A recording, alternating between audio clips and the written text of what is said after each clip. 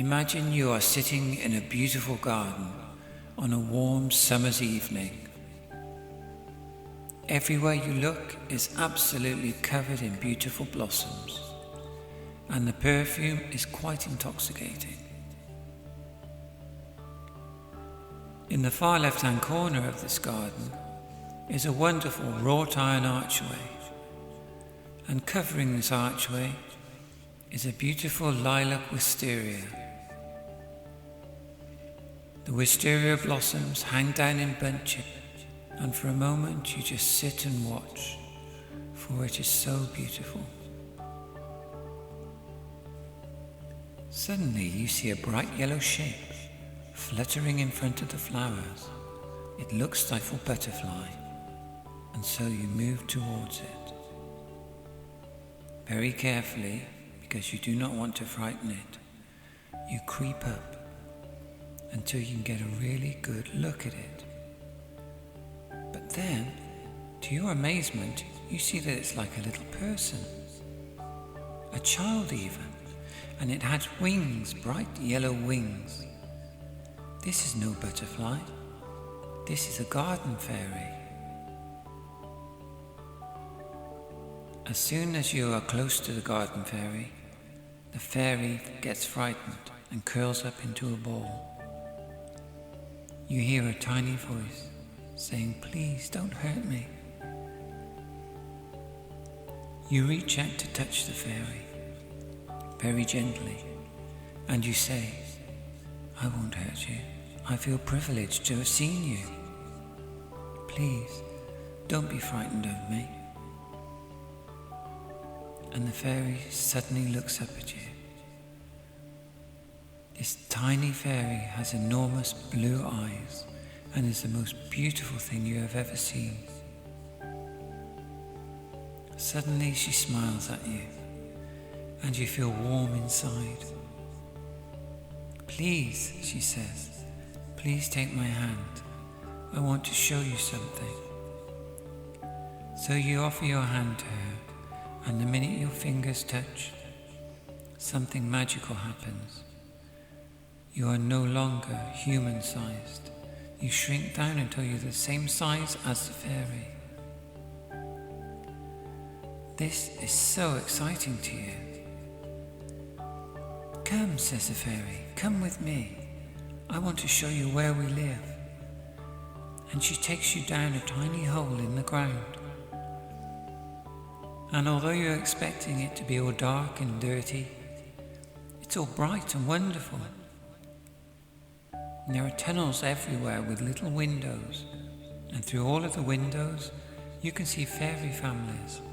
They're doing all sorts of things.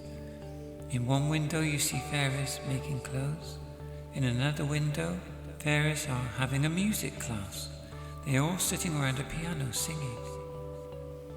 It is wonderful, a whole new world beneath the ground.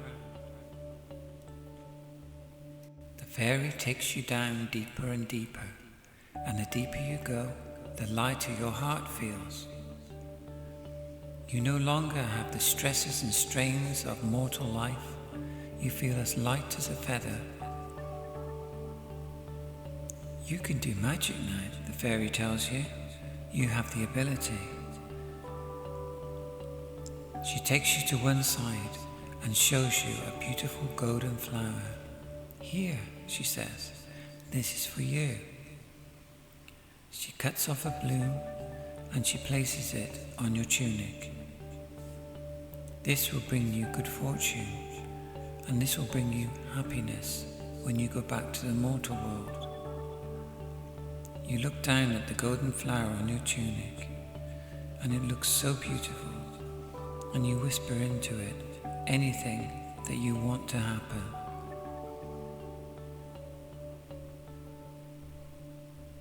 Once you have whispered whatever it is into the flower, the little fairy leads you further on. She tells you she's going to take you to see her favorite animal. Down and down and down you go, and the further down you go, the lighter you feel, until you're feeling lighter than air. And then she turns to you and says, You don't have to walk anymore. You have the ability to fly. Look, let me show you. And suddenly she leaps into the air and starts fluttering her wings.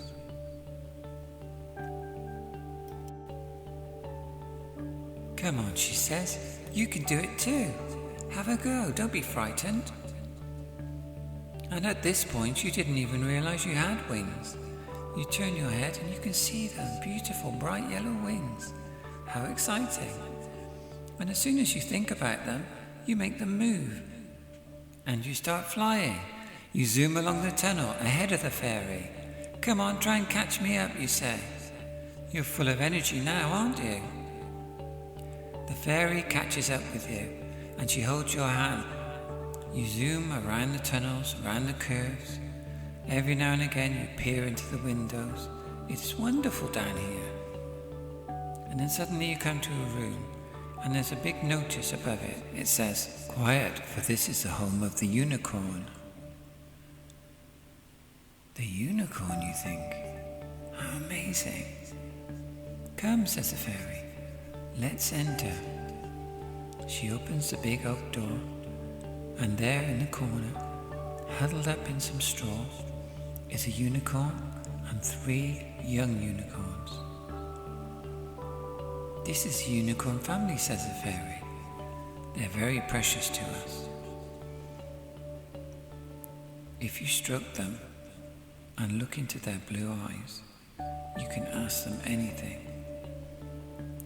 at all, and they will tell you. So please, I'm going to leave you for a few minutes to talk to the unicorns. Don't be afraid. You can talk to them about absolutely anything.